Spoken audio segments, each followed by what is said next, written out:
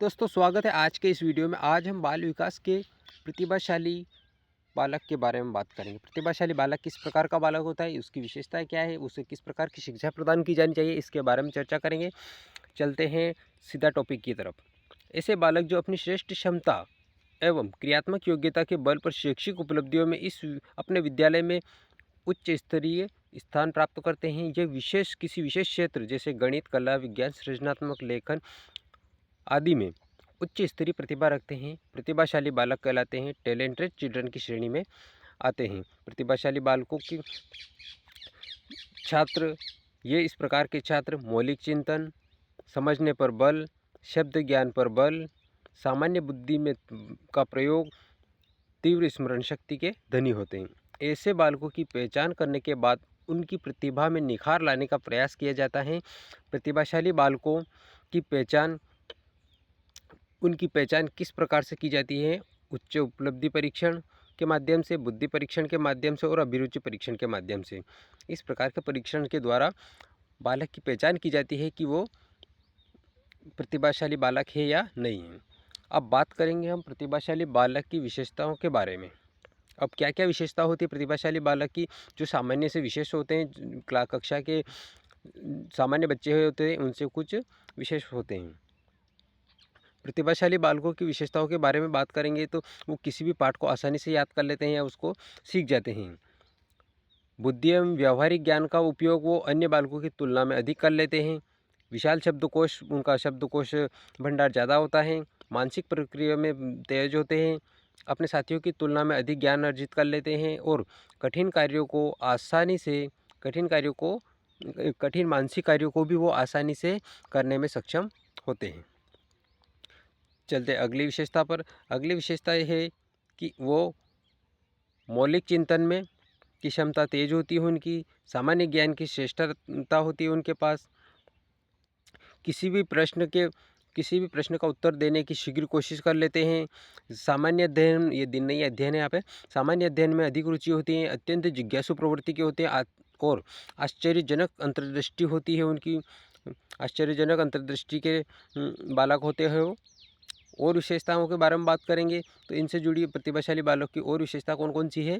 देखो, पाठ्य विषयों में अत्यधिक रुचि रखते हैं, अपने विषयों में रुचि अधिक रखते हैं और उनका आईक्यू लेवल जो बुद्धि लब्धि होती है वो 130 140 से 170 तक होता है। कितना होता है? 170 तक होता है। 130 से अधिक ही होता है प्रतिभाशाली बालक की विशेषता। अब रुचि का क्षेत्र जो होता है उनका विस्तृत होता है। सकारात्मक आत्मविश्वास होता है उनका। अध्ययन की वैज्ञानिक विधि होती है, पढ़ने का तरीका उनका विशेष होता है सामान्य बालकों की तुलना में। और नेतृत्व कौशल में वो परिपूर्ण होते हैं। जोखिम उठाने की क्षमता रखते हैं, डरते नहीं हैं किसी भी काम को करने के लिए। अगली विशेषता के बारे में बात करेंगे प्रतिभाशाली बालक की। एक और विशेषता प्रतिभाशाली बालक की क्या है? चरित्र एवं व्यक्तित्व अन्य बालकों से भिन्न होता है। उनका व्यक्तित्व और उनका चरित्र अन्य बालकों से भिन्न होता है। उच्च प्रतिस्पर्धात्मक गुण पाए जाते हैं। किसी वस्तु के अलावा सहायक पुस्तकों का अध्ययन करना, जैसे कहानी, उपन्यास, पेपर, पत्रिका आदि।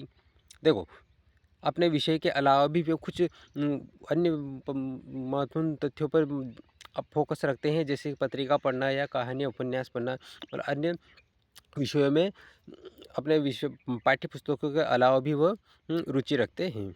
इस प्रकार के बालक प्रतिभाशाली बालकों की विशेषता हैं। अब ये जो हो गई दोस्तों प्रतिभाशाली बालकों की विशेषता हो गई। अब इन प्रतिभाशाली बालकों को किस प्रकार की शिक्षा दी जानी चाहिए, इसके बारे में अब चर्चा करेंगे।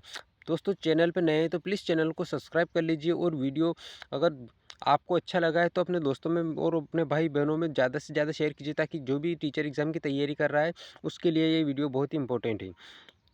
चलते सीधा टॉपिक की तरफ।